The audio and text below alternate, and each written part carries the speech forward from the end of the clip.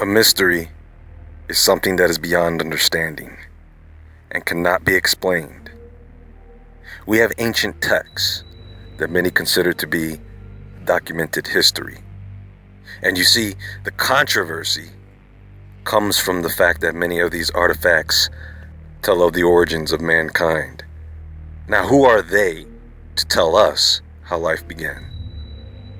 We have science and technology that proves otherwise. Does it? Does it really? Is science used to prove things true or untrue?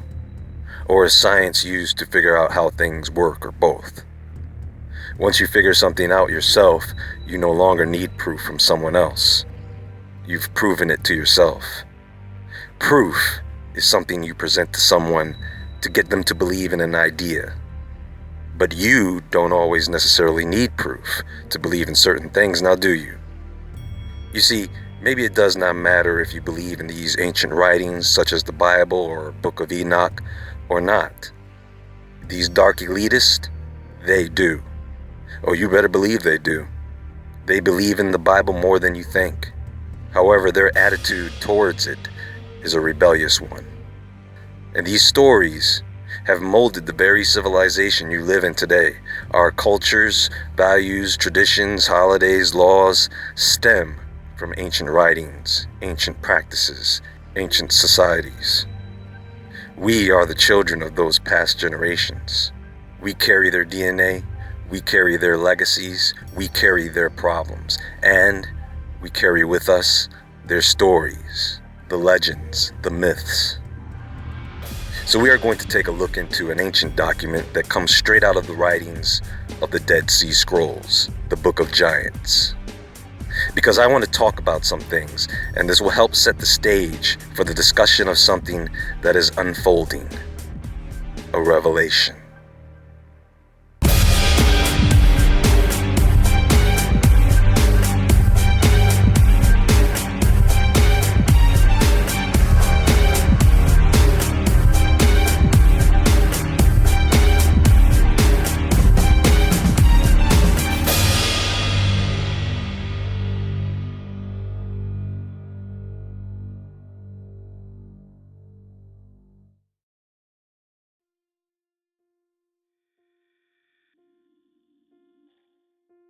Within the 2,000-year-old 900 plus manuscripts discovered in the Qumran caves of Israel, known as the Dead Sea Scrolls, is the vastly fragmented Book of Giants.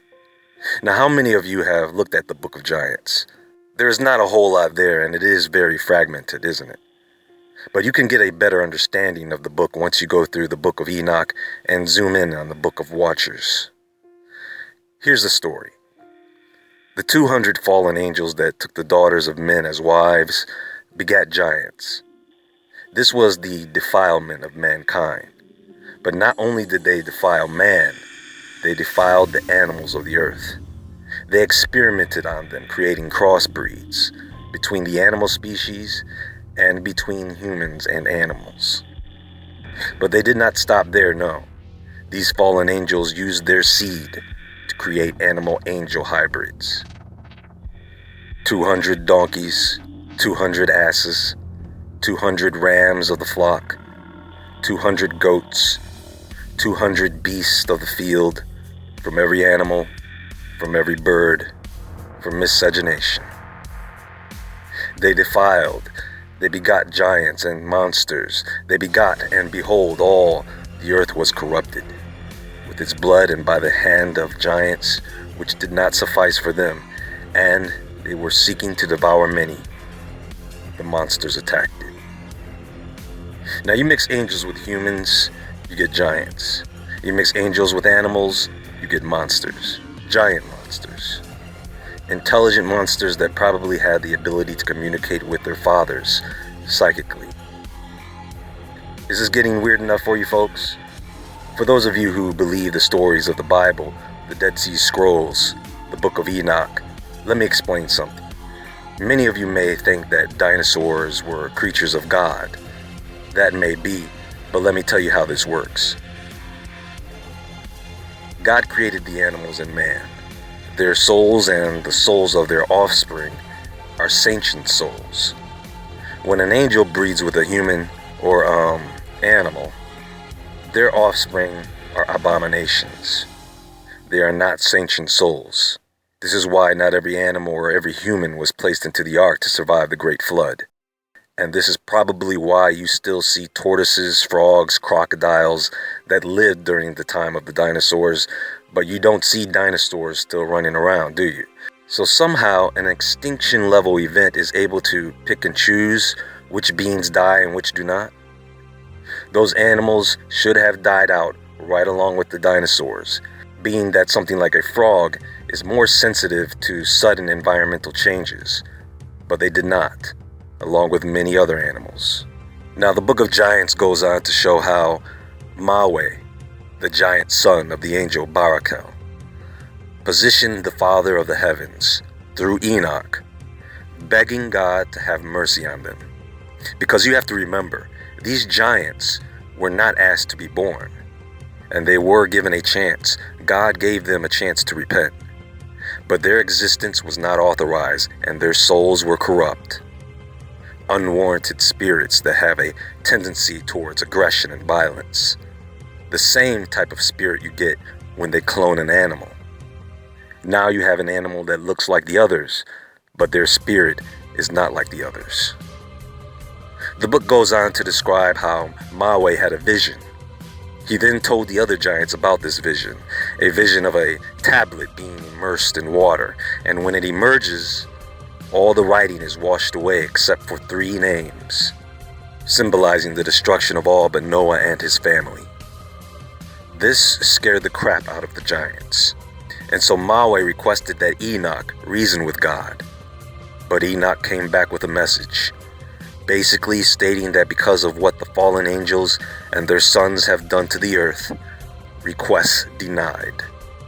They were doomed, and there was no way out of it. But God did offer to save their souls from being bonded with evil if they repented. And this is pretty much all of what the Book of Giants shows, because the rest of it is conveniently missing. Do you know that one of the greatest mysteries still to this day is the discovery of dinosaur fossils? Don't get it twisted. They are having a very difficult time still trying to figure out what these things are, or were. 2 of the many reasons for this is because, of course, 1, they don't know where they came from, and 2, they don't know what happened to them. I'll tell you, there has been several narratives for this for quite some time, but see, there are those within the scientific community that do not want to look foolish supporting such narratives. So they would rather just figure these things out for themselves, and they keep digging up the evidence, and they keep showing it to you. And you, for your whole life, you don't know what they really are. You think that they are just animals. After all, they are a part of your childhood. Monsters. Kids love dinosaurs, don't they? But why are these things so appealing to them? So science has sold us its narrative about what these things were, and we bought it. So now every time they find one of these things, it's no big deal. They just found the remains of another giant monster. Let's see what else is in the news, right?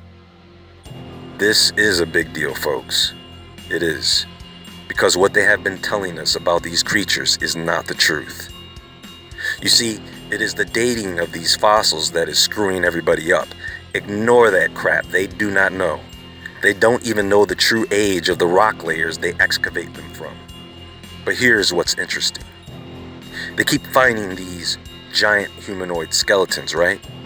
Many people think that they are a hoax, but we are not talking about just a handful of discoveries here, no. We are talking about hundreds all over the world. Now, why are they a hoax, but dinosaurs are not? Why are they not on the same level of possibility? Let me tell you something, folks. Right now, the ice covering Antarctica is melting. You've heard of this? Partly because of what's happening outside the Earth and because of what's happening inside the Earth.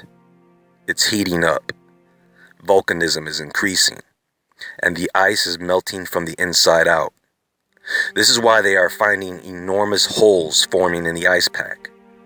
Now, This is a huge problem, not because of the effects this will have on the planet, but because of what will be revealed once the ice melts. You see, something was flash frozen underneath the ice, and now that it is thawing out, they are concerned, and they have to figure something out quickly. This is why they had to have certain people go there and take a look, political leaders with experience in these matters. And once they did, those people were never the same again. And they know once the rest of the world finds out, it will change the world. An explanation for the reality of this will be given, and when it is, it will change many people's beliefs, and people are going to start to question once again where we came from. Those pyramids are going to be connecting dots for many, and they are going to piece things together between the sun, the moon, the earth, Antarctica, and Mars. And it is going to make sense out of the public narrative that is given. They are already going to hit you off with a new astronomical discovery in space, one they claim no one has ever seen before. And Hollywood has already started to seed these ideas into your subconscious mind, so that when certain things are revealed to you, which they will, you already have a preconceived idea of what they are. Because in Antarctica, they haven't been able to cover up what's going on down there very well. And they know they will not be able to cover up everything that will be exposed. Some things they will, but not everything. And yes, I'm talking about a flash-frozen civilization, far better preserved than any of the ruins we have discovered thus far. A civilization that is going to be promoted as the true land of Genesis. And everyone is going to question the true history of Africa and the Middle East. The possible remains of giants and dinosaurs beneath the ice are going to puzzle many. And we may discover the true purpose for all these pyramids and what may be trapped inside them. Because one of the functions of a pyramid is a tool for preservation.